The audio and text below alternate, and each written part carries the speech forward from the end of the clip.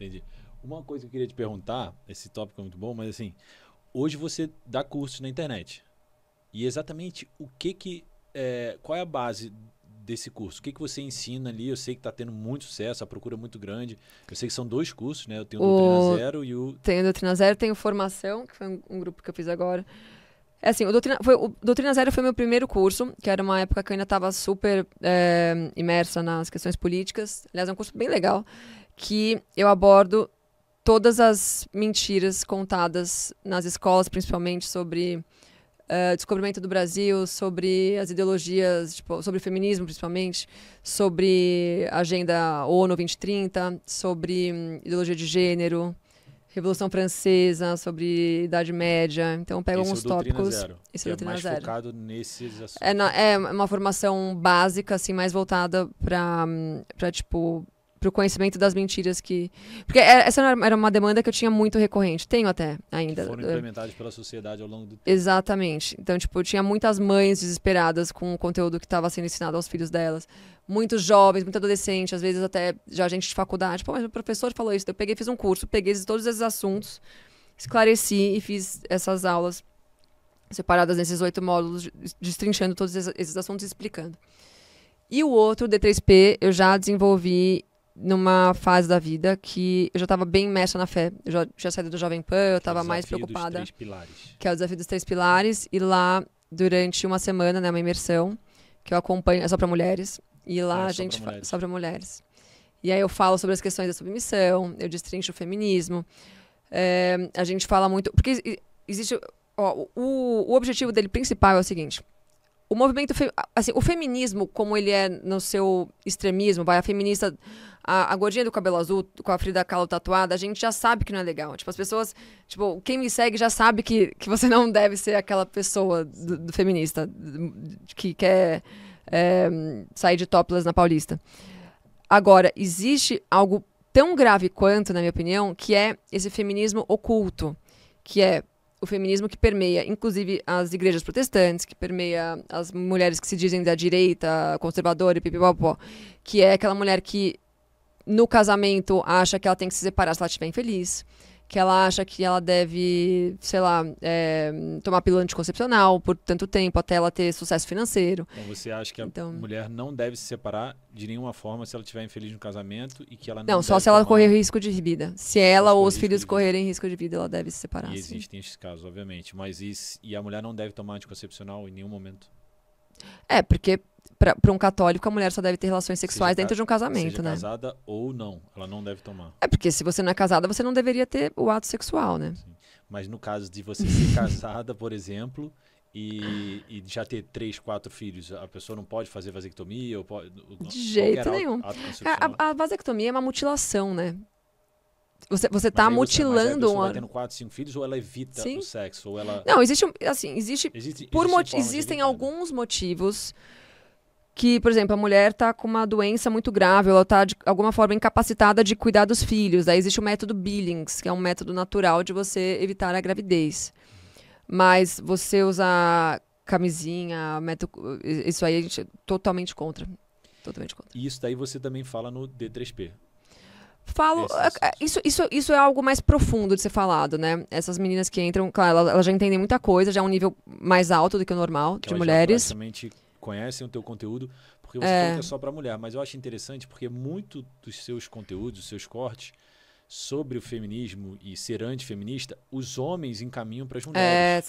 Total, muito. Então, talvez seria um papo de fazer alguma coisa de casal ou alguma coisa voltada para homem também, porque o homem quer ver, falar assim, bom, ela está se posicionando de uma forma que eu esperaria que a minha mulher se posicionasse. Sim. Então, acho que você deve ver muita gente enviando ali, muito, que é o tem homem muito enviando, fala assim, ó, inclusive, meu público masculino é mais de 40%, é quase 50-50, assim, é 45%, enfim. Você acha que é só pelo conteúdo, pela beleza? Ou não, pô, assim, as coisas que eu falo não é qualquer um que vai lá, me segue e consome, entendeu? É tipo, eu falo coisas duras, né? Você já reparou nisso. Você acha que o cristão pode beber? Consumir bebida alcoólica? Não vejo problema em consumir a bebida. Bom, o próprio Cristo transformou água em vinho, né? Isso significa que não é ilícito você beber. É só algo que, assim, hoje a minha vida, no momento, não comporta muito, mas porque eu durmo muito cedo. Porque em geral, eu tô falando assim, não vejo problema em um cristão tomar um vinho com a família, em tomar uma caipirinha, às vezes, num almoço. Não vejo problema nenhum. Sim. E você falou que tinha um terceiro curso, que era o Formação? Que é o Formação Raízes da Verdade, que aí é um conteúdo mais denso, mais voltado a E são 8 política. módulos separados, semanal? Como é que você faz? Esse é um curso que dura 3 meses, mas eu fiz uma turma só esse ano, não vou mais fazer, porque é algo que demanda muito estudo, muito...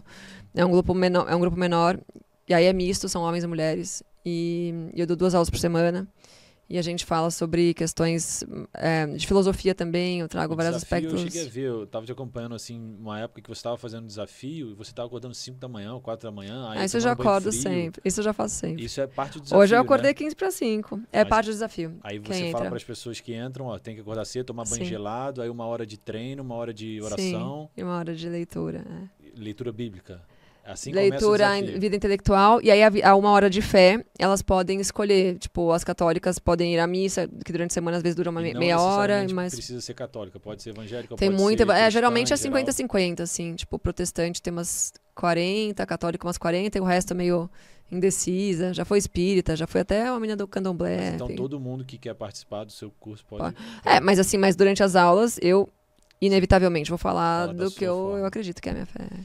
E em relação à reprodução humana, fertilização in vitro, inseminação artificial, hoje em dia a gente está vendo muito as mulheres que chegam aos seus 30, 35 anos, 40 anos, congelando óvulos, tendo isso como uma opção para eventualmente engravidar, com aquele sonho de eu quero ser mãe, mas ainda não encontrei o parceiro certo.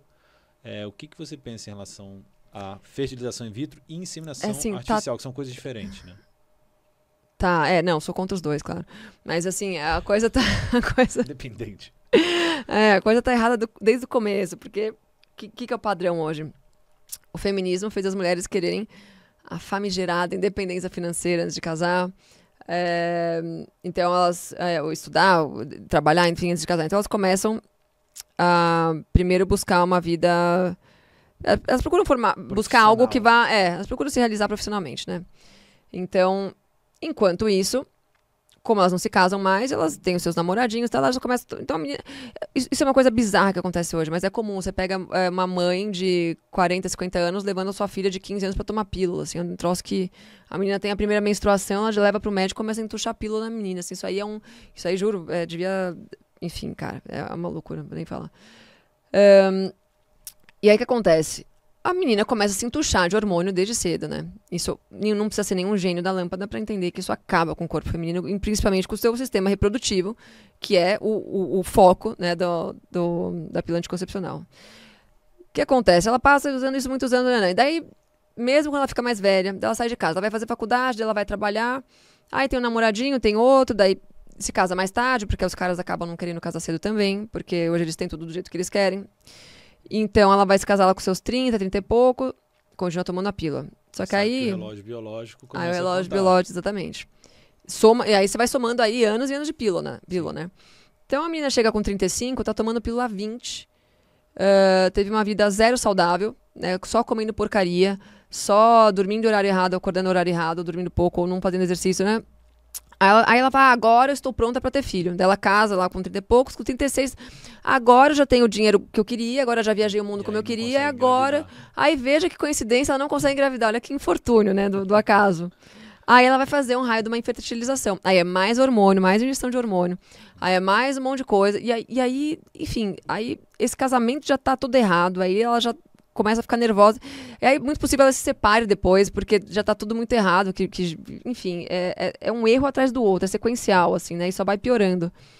Então, e sim, eu sou com certeza contra você fazer os métodos artificiais de fertilização, porque você descarta um monte de embriões, né? O que é um aborto. Descarta teoricamente, você pode deixar congelado, mas... mas você congelaria teu filho ali, tipo assim, é isso. Eu perguntei sobre o antifeminismo, eu queria saber a sua opinião, porque eu acho que falou muito isso dentro do Brasil Paralelo, sobre a alienação parental e sobre também fanatismo religioso. Esses 2 tópicos que eu acho que a gente pode falar de uma forma que você se sinta à vontade. Você quer que eu fale um de cada vez ou que eu misture os dois? Pelo alienação parental. O que é, alienação? Na sua opinião, alienação parental? Não, alienação é você difamar o pai ou a mãe daquela criança para aquela criança, né? De forma que você gere desconforto ou sentimentos negativos ou até às vezes o ódio dessa criança em relação ao seu outro genitor. Então isso é um crime, isso é bem grave.